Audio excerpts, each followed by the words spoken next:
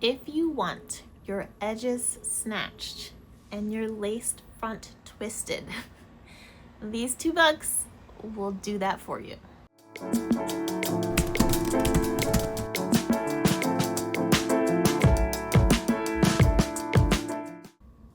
What up, friend? We are back with another video and my 31-day challenge of posting every day to fight past imposter syndrome and getting out of my own way. I hope you are also getting out of your own way during this challenge. Maybe you've started your own challenge. Let me know in the comments. Let's kick this thing off talking to each other for once. If you're new here, my name is Elisa, and I decided for the month of August that I'm going to post a video every day and see what happens. I don't know what I expect. The only thing that I am expecting from myself is to show up. Amen and ashe. Do you want to know what got me started on this whole thing? Besides me wanting to show up better for myself? That's right, those degrees. I mean, those books. Let me show you.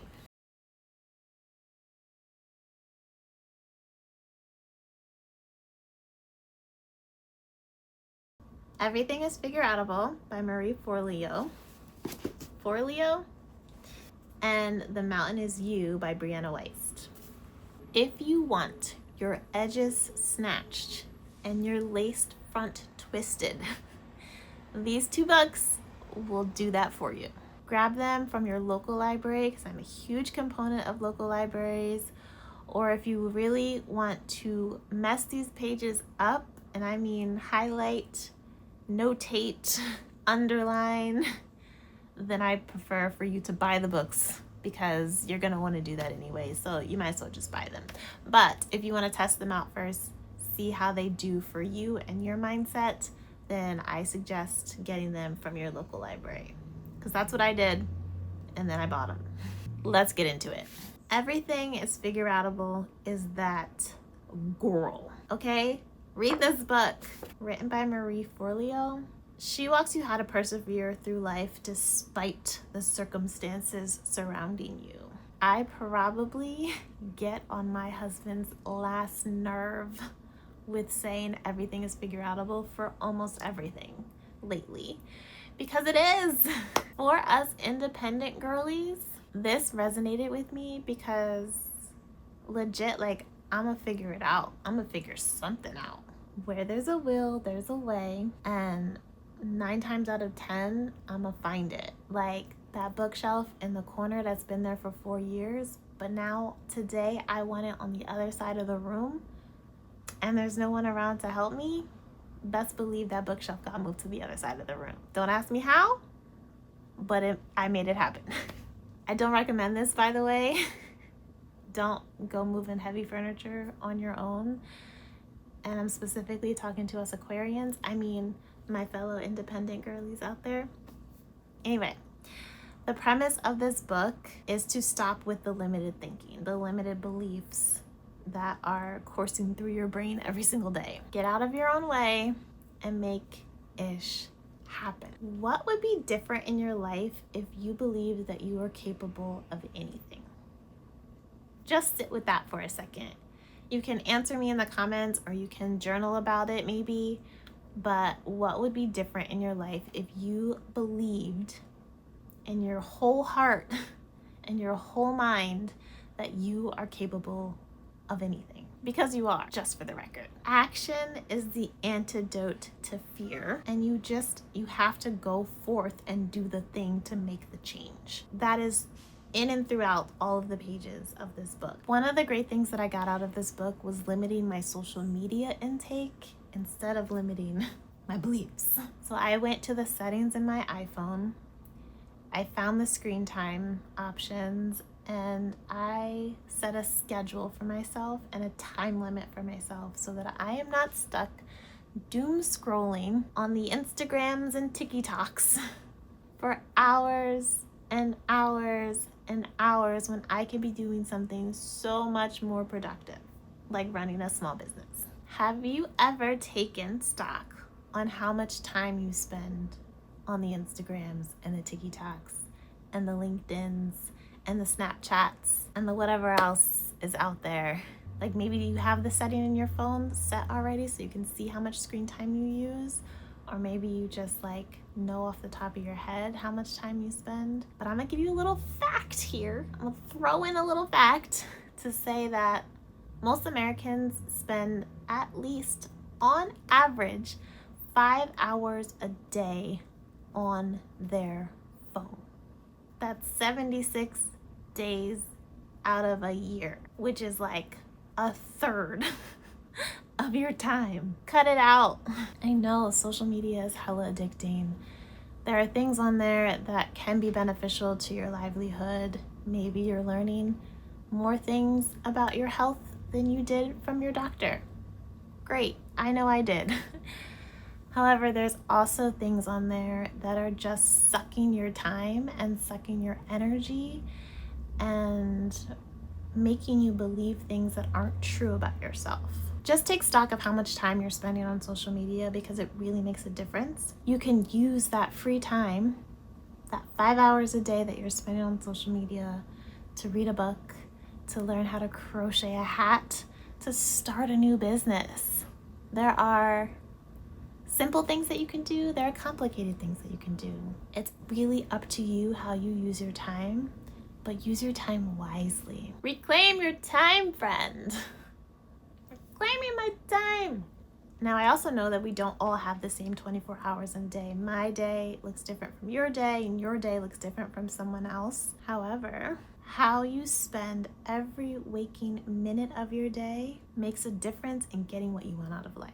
I'm just saying. I'm not just saying. The book is saying.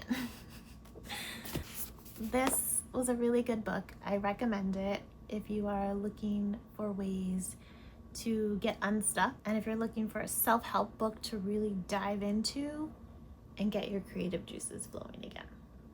Next up, we have The Mountain Is You. Oh, this book. Oh, this book. This book is the antidote to self-sabotage. First and foremost, stop playing in our faces, friend, okay? You are the GOAT, and it is time for you to believe it so you can achieve it. That's a song, right? Whatever. The point is, cut it out. This book invites you to get clear on what is keeping you in this cycle of fear. And I'm talking to myself too, so just know that.